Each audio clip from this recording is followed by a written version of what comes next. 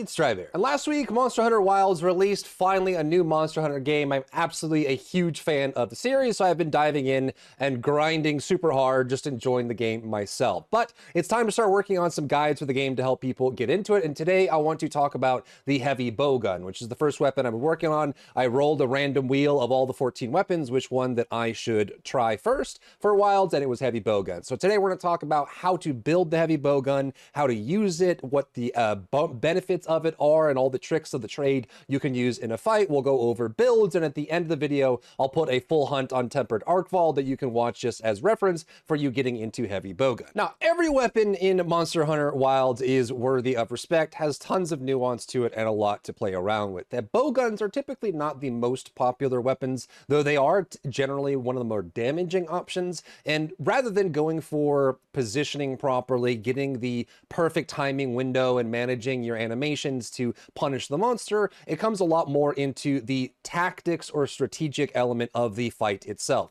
The ammo you bring, the kind of bowgun that you have, the attachments that you have on it, and also where you're standing when you're firing the weapon all play into how to use the heavy bowgun. And as the name would suggest, unlike the light bowgun, the heavy bowgun is a lot slower and generally doesn't rely as much on elemental damage, though you certainly can run elemental builds with the heavy bowgun. It's just generally with light bowgun, you'll run counter to the monster's element and do crazy damage that way. Whereas heavy bowgun tends to lean a lot more on pierce / spread damage with the type of weapon that you're using and the type of ammo that you need, and generally just kind of relies on that. However, there are some cool aspects to the heavy bowgun that no other weapon in the game has, which is super interesting. Because you're not as fast or as fluid as you would be with the light bowgun, the heavy bowgun has the benefit of coming along with two things that only one other weapon in the game has, and that is the ability to clash with the monster and the ability to trigger an offset.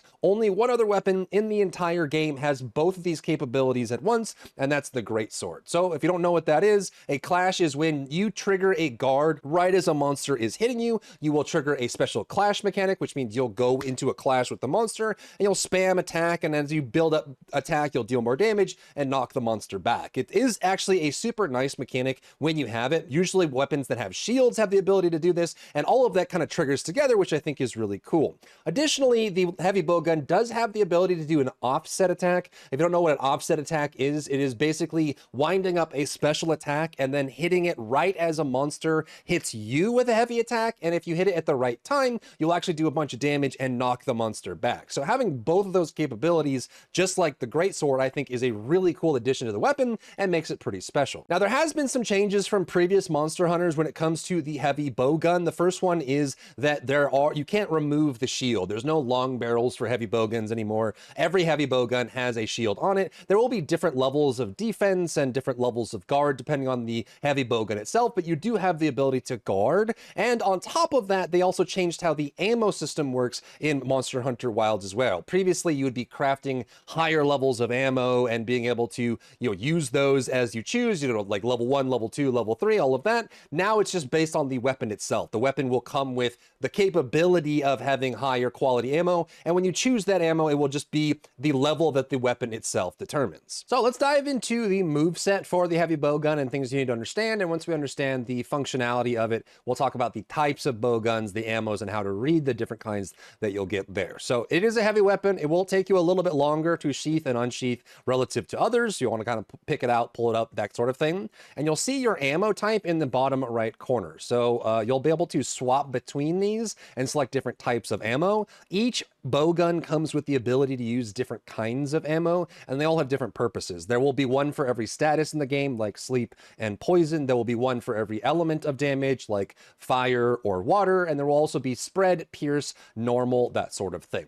When you're firing the weapon in general, just how like melee weapons have to be in melee range to deal damage, the bowgun has an optimal range that you have to deal damage from. This is going to be your bread and butter, like your focus on standing in the right spot. The ammo types themselves will have different effective ranges as well. So for spread example, if you want to use spread damage from far away, it's not going to be very effective. The easiest way to tell whether you are in effective range or not is if you bring out your targeter. So I'm on PlayStation controller. If I press L2, I will scope in and I'll be in the aiming range. However, you'll notice that it says out of range and my reticle is very smudge, very small.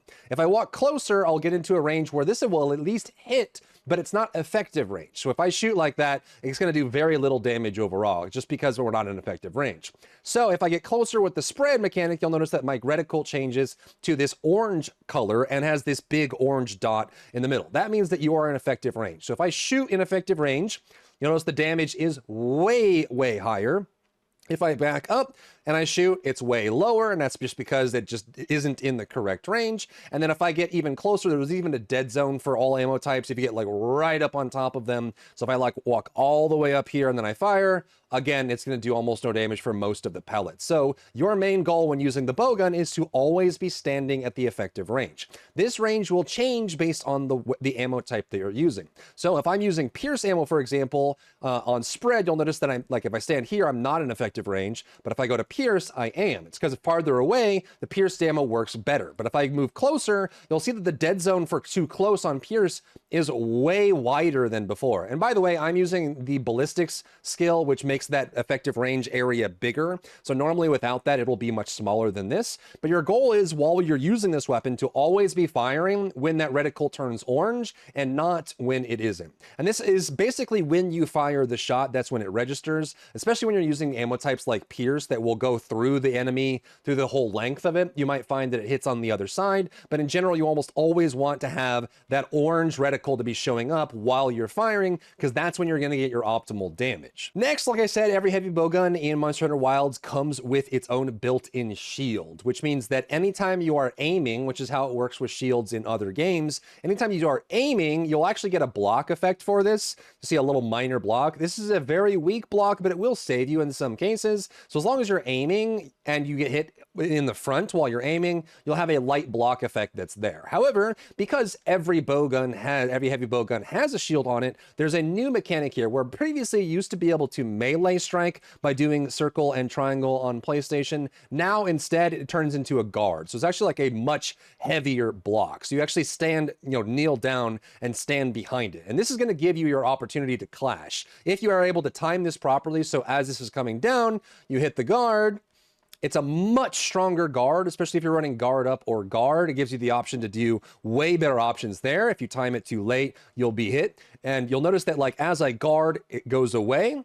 So you want to run up to it and time it so that as it comes down, it hits. And you can perfect guard with this as well, which is really cool. So you can actually get perfect guards and clashes using this guard. But again, it is a timing thing. So if you do it too early, there's a perfect guard. If you do it too early, you'll get hit. If you do it too late, you'll get hit. But you have to do it at the right time, and you'll be able to get perfect guards and clashes triggered by doing that. So by positioning yourself using evade extender and moving around and then guarding when you have the right opportunity, it kind of makes up for the fact that you're really slow and always trying to sit at the right range while dealing damage. Next, all heavy bowguns have a special mode that you can activate. Your normal mode is just going to use whatever ammo you have equipped. So you'll just be firing that. You have to reload every time you run out, and then it'll start shooting again. Again, you're trying to sit at the perfect range so you can deal damage that way. However, there is a special mode. There's two different modes that you can have equipped based on the equipment for that specific bowgun. The first one is going to be this pierce mode. So if you press circle on PlayStation, whatever it is on the other platforms,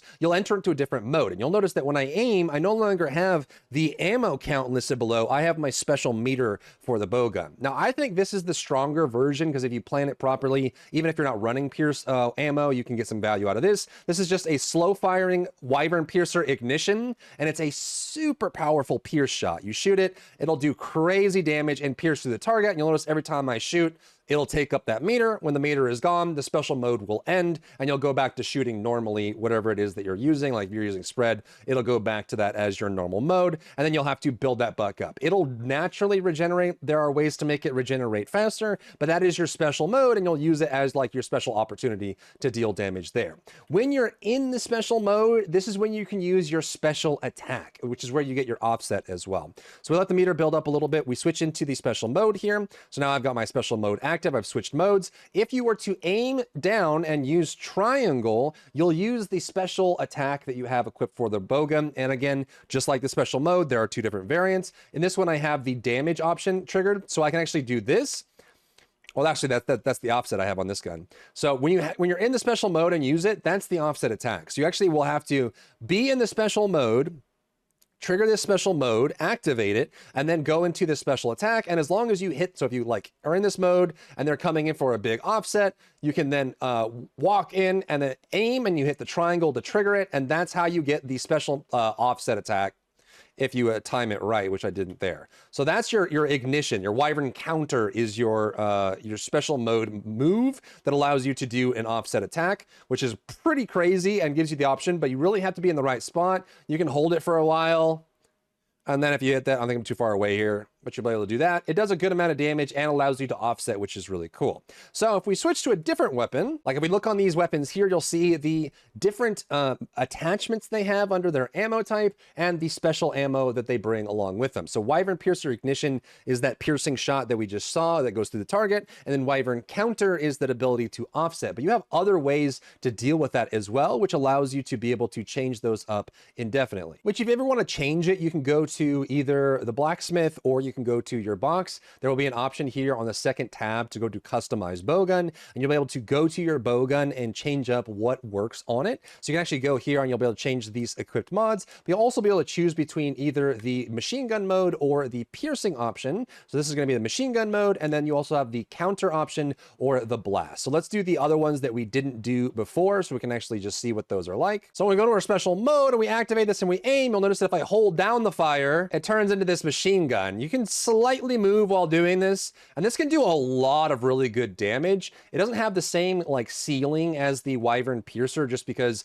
if you can pierce properly through weak points and wounds, you get a lot of damage out of that, but it's super reliable and it's very easy to use at any distance, which I think is super awesome. The other option is if you are going into the special mode and then you hit your attack button, you'll go into this volley and then fire that way, and that goes on cooldown. So you'll have to be able to do that. You don't have it forever, but you'll be able to shoot it once per special mode, and it basically is kind of like a cluster bomb effect. Rather than having the offset attack with the shield, you'll just have this cluster bomb that comes out on top of having the machine gun here. So you'll be able to choose between these options depending on what you prefer and what works for you and the bowgun that you're using. Next are the equipped mods for the bowgun, and this is going to change up what you get for value. So if I tab over here to the ammo types, you'll notice that this is the new change they did for Wilds. So for Wilds, instead of having to collect higher level versions of the ammo, the gun itself will be able to fire better versions of that. So you'll notice that on this weapon, my spread ammo is level 2, my pierce ammo is level 1,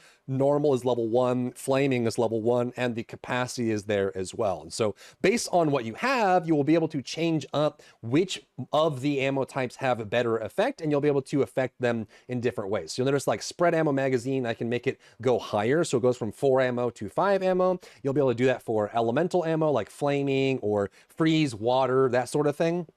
You can do normal and pierce, and you also have another mod here which will either give you an increase to these magazines here or even the ammo type that's on it as well, or you can increase the ignition mode or the ignition mod that either increases the recovery speed of it or gives you increases the level of the mode that you have there, so the machine gun mode or that pierce. These will also be different per bowgun. Some of them will be able to increase the level of the ammo that's on there. Some of them will be able to increase the special mode that you switch into. So you will have tons of options and combinations you can play around with per bowgun, depending on what your needs are for the fight that you're going into. Now, one thing that you really need to know about the bowguns, as is true with many weapons, is there are pros and cons. One of the cons is that it's kind of hard to get access to severing damage. So if there are, you want to sever a tail on an enemy, or you want to sever something off and actually be able to damage it, you can break the part, like say it's like the Guardian Fulgur Anjaneth, you want to sever the tail off. You won't be able to do that with normal ammo. However, there are options for you. And one of the things I'll suggest is just bringing 2 heavy bowguns that have different ammo types and different effects. However, your way to solve this problem is to run a heavy bowgun that has the ability to use slicing ammo, which will allow you to do severing damage on a target. And you use the special ammo, it'll go off and deal a whole bunch of severing damage to the target when it goes off, and this allows you to sever the tail. What I recommend is just breaking the tail, like do enough damage to the part so it gets all the way down. Even if the part is fully broken and there's no life left on that part of the body, you still still will need to do severing damage or slashing damage to be able to sever it off them. So you will need to switch to slicing ammo at the end, shoot a couple rounds, and it should pop the tail right off, and that'll allow you to carve and harvest that if that's what you're looking for. Then you can switch back to your main damage weapon or just use a heavy bowgun that has that as an option. Then the name of the game is choosing the ammo for the situation. You will find that some monsters actually have a very strong weakness to something. So one of my favorites is like you would use Jin Dahad. You'll be able to actually use fire against a certain monster, or ice, or water, or thunder, whatever it is. You'll be able to pick that element and run that specific type of ammo against them, because it will do a lot more damage than what you're used to, because you're able to take advantage of the fact that they have that weakness. In general, the elementals will have a little bit of a pierce to them and do very high damage, and you'll be able to craft them that way. The big thing that you'll have to run into with the non-infinite ammo, like spread, pierce, and normal, are infinite ammo. The other ammo types are not. So let's talk about how you can manage your ammo properly with the heavy bowgun to actually get the full effect out of it. The number one thing is that you want to bring the ammo type that the weapon can use. You'll be able to see this in your loadout screen. So when you go over here to actually choose, what's cool about Wilds is they actually changed it so that the ammo pouch is just a full pouch by itself. You don't have to manually select the ammo itself. It'll actually just restock all of it all at once, and you'll be able to go in here. So you'll actually be able to like go into this and look at all the different ammo types and swap them in, and it'll have an X next to it if your weapon can use it or not. However, you'll notice that, say we wanted to use, I don't know, like we wanted to use freeze ammo against a target that's weak against freeze, you'll notice that we only have 60 rounds that we can bring into a fight, and once those are all done, it's all over. The trick to solving this problem is to use the hot crafting option. So what you're going to do is you're going to set like an actual like hot button for this, so you can actually just go and use this properly. So you notice that I have like an ammo type set up here with freeze ammo, thunder ammo, flaming ammo, water ammo, and we've even got like normal, pierce, spread, sticky, demon, slicing, wyvern. You want to have these on hotkeys, and what's great about this is if you have no ammo left of that ammo type and you try to switch to the ammo, it will ask you to craft it instead. And so the trick for this is going to be bringing enough ammo to max out your ability to use that ammo, and then bringing the items that you need to craft the ammo as well. So say you wanted to use a lot of sticky ammo in a fight, you want to bring maximum sticky ammo, and then also bring a whole bunch of blast nuts with you as well, because then when you run out of sticky ammo, you can go to your hotkey,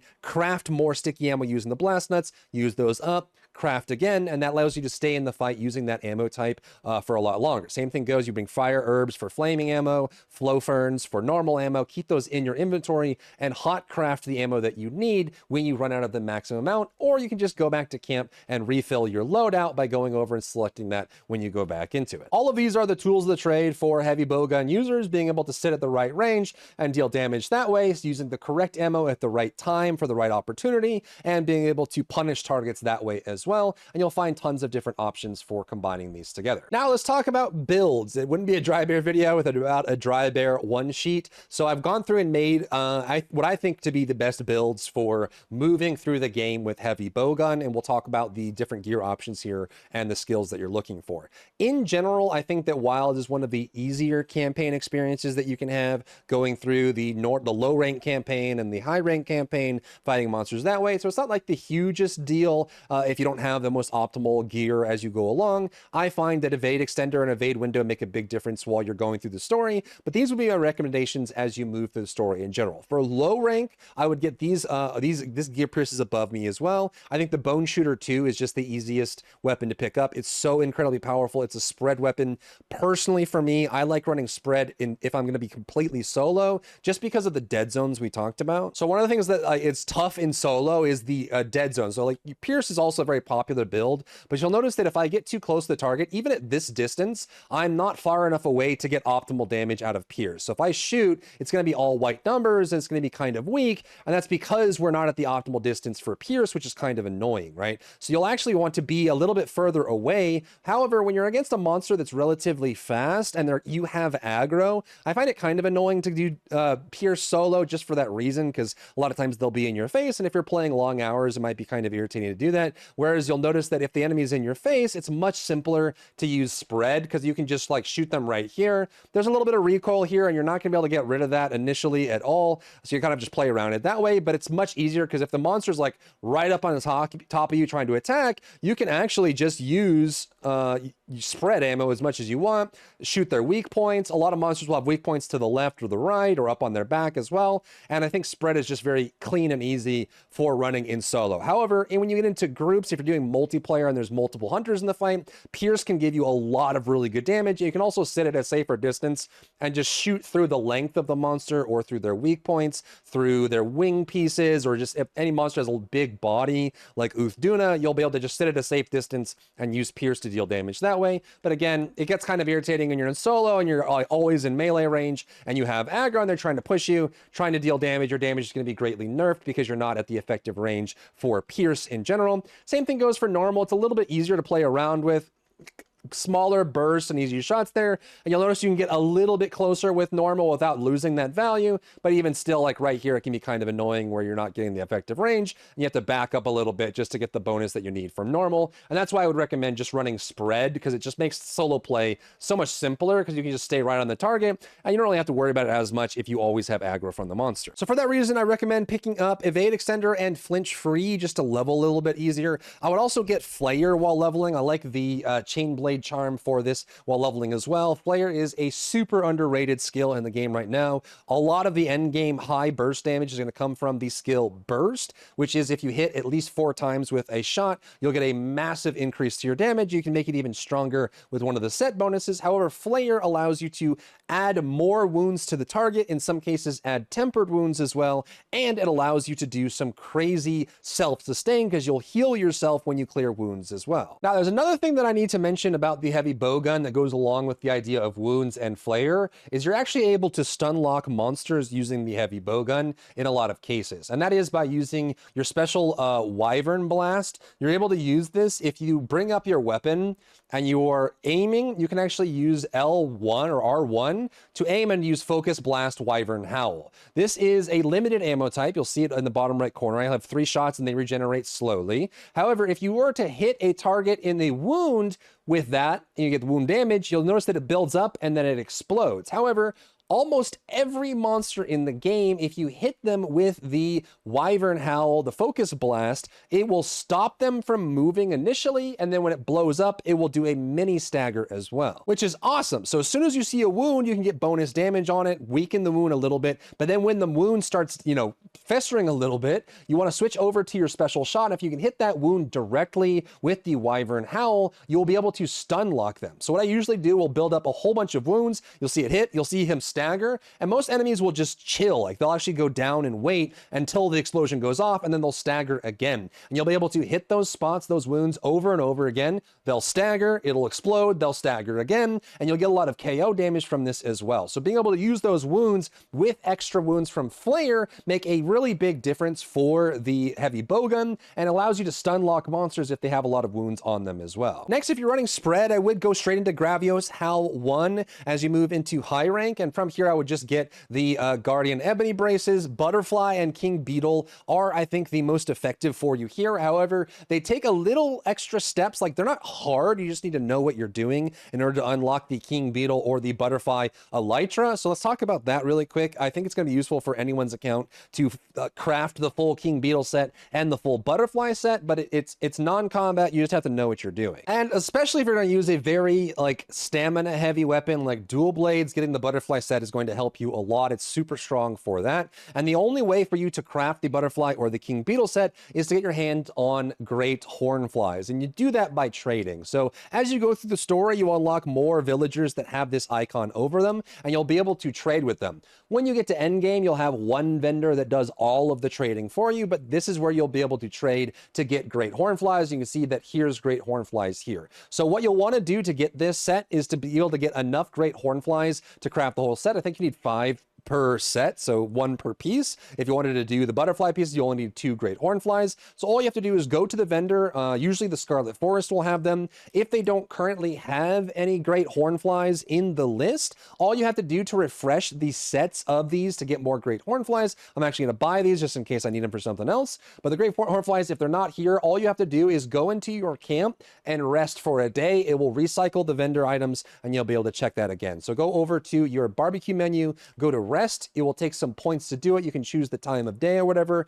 Select this, hit confirm. It'll cycle a full day. And then when you get out of your tent, you can go back to the vendor that has the trade items. They'll have brand new items for trade. You can just cycle that until you get something that you can trade for. And that's how you get the great hornflies for this as well. So just get 2 of these, you'll get some butterfly pieces, and it'll be worthwhile for your whole account because then you'll have those forever. Then talking about the end game setup, right now Burst is just so incredibly powerful. The way Burst works, as I said, is if you hit 5 times in quick succession, you'll get a massive damage boost to your damage, as well as the Ebony Odogaron's power. It allows you to increase your burst damage as well and extends the duration of the buff. Both of those together make Burst incredibly strong for both Pierce and for Spread ammo. Unfortunately, normal won't hit enough for that, but Spread and Pierce definitely will, and that gives you the bonus. So this would be my endgame recommendation. I would either run the Spread build for solo. Again, I think Spread is more effective for solo just because you don't have to worry about effective range as much. I find that my solo hunts go much faster using Spread over Pierce. However, if you're in a group and you're playing with a friend or multiple hunters, or you're doing an SOS flare, I think Pierce is going to be much better. And in that case, that's where you want to go with the Arshan weapon for heavy bowgun, the Griffin. Now, if you've never used the Arshan weapons in general or how to craft them, all you have to do is go to the Tempered Hunts, which is the purple monsters, farm those until you get pieces, and it's just like the Safi Jiva weapons in World. You'll go here and you can forge Arshan weapons to create things from the pieces that you have. Now, the way this system works and the way you're going to want to make your Griffin is that based on the rarity, you'll create either the Arshan Sheller or the Griffin. The Griffin is your most powerful option using rarity 8. So you'll put 3 pieces together on this. And you'll notice that each piece type has an element type and an Arshan bonus. If you match them, it makes it stronger overall. So if we go to the end here, you'll see that it has an element infusion, an element type, and the affinity infusion or attack infusion.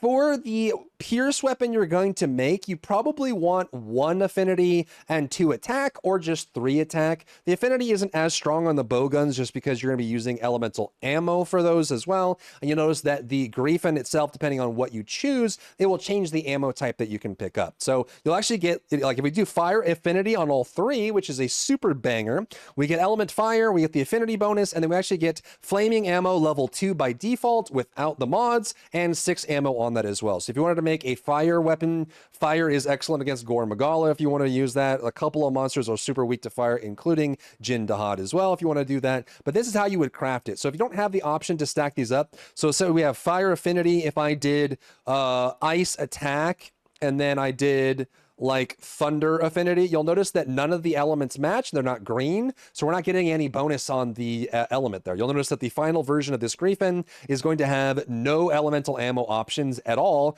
because we haven't matched any of the element types from this by combining them together. However, we do have 2 affinity bonuses and an attack infusion, so that does give us a little bit more damage. So if I switch, so right now we have base damage attack 293 on this Griffin. If I change this attack to an affinity instead, you'll notice that the attack damage went down, the affinity went up, which gives us more crit, and then we'll have no bonuses there. So ideally, you want to make at least 2 of them match. So if you do, so if we did like water and water here, you'll notice that opens up the opportunity to use water ammo on the final version of the Griffin. So you'll be able to use that element there.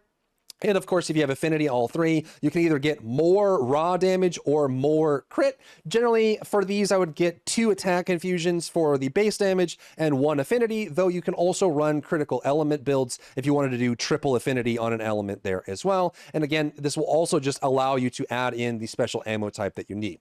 Now, couple of the elements, I would say the two hardest fights, or the three hardest fights in the game right now, as far as clear speed goes, are Jundahad, Gormagala, and of course the Arkveld, the Tempered Arkveld. Arkveld is weak to Dragon, Jundahad is weak to Fire, and Gormagala is weak to Fire. So in this case, it might be best just to do a triple Fire setup with maybe 1 attack and 2 affinity, or maybe 2 attack and 1 affinity. But this is how you're creating your Griefin, so just make sure that you understand how that works, how you're modifying the final version, and of course, once you have the final version, then you can actually go and modify it in different ways. The first one being able to customize your bowgun. So you can actually go to your Griefin here. You can pick this up and you can change whether you have a higher level of pierce, spread, normal, elemental. You can raise these levels up on these quite significantly and get some extra bonuses there if you wanted to. And then of course, you can also change up the abilities on it as well. So depending on your target and what you're going for, you may want something different out of these as well. And then once you're done with that, then you can reinforce the Arshan weapon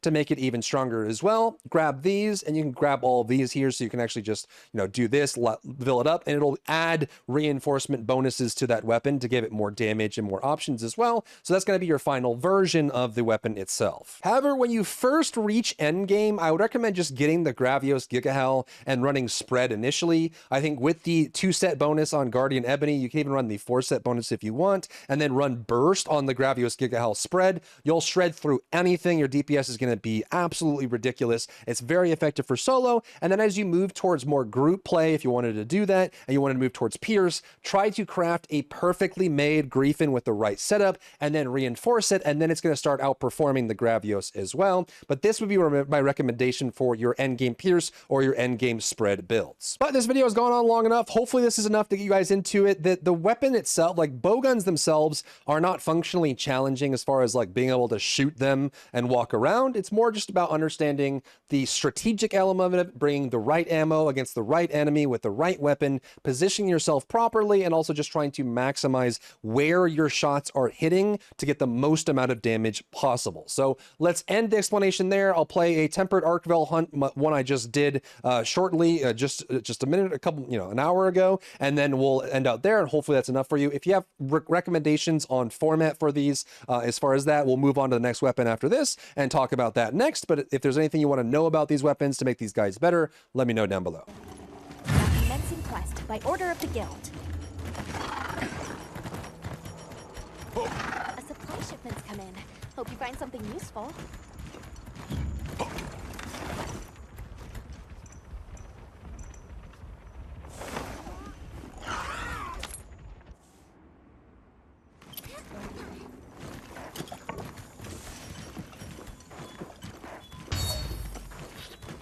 What do you think we'll find?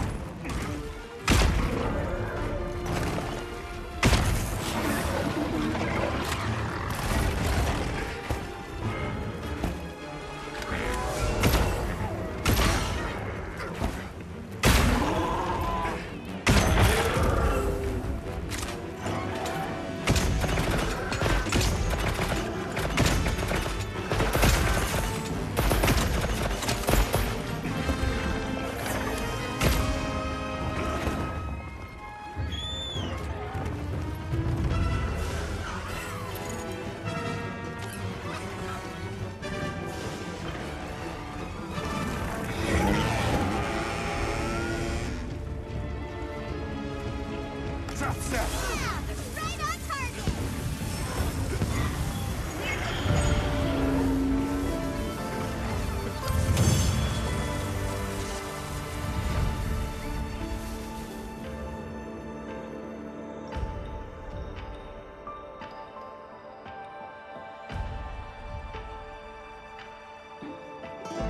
If you found value in today's video, leave a like down below, leave a comment for the algorithm to help this video get seen by more people, and don't forget to check out my other channels for other content and other stuff and other things.